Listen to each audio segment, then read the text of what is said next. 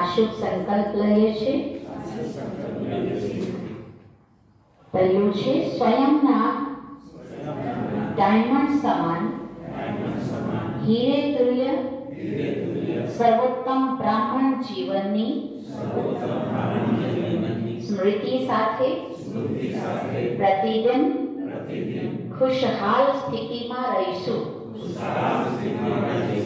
जैसे डायमंड चमकता है ना, ऐसे हम भी उस स्थिति में, खुशहाल स्थिति में ऐसे रहेंगे.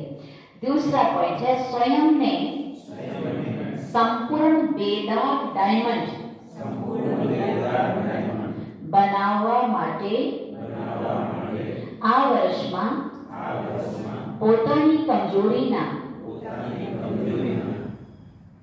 દાગને સમાપ્ત કરીશું.